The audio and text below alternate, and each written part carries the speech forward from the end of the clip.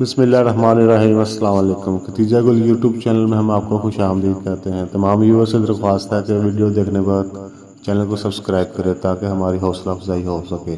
اگر کسی ویور کو کوئی معلومات چاہیے تو ہمیں کمنٹ باکس میں آگاہ کریں، ہم وہ معلومات جلد از جلد آپ کی خدمت میں پیش کریں گے۔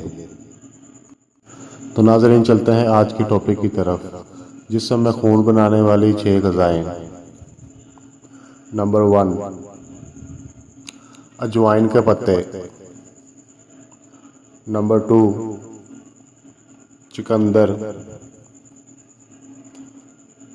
نمبر 3، انجیر۔ Number 4، broccoli. نمبر 5، انگور۔ نمبر 6، پالک۔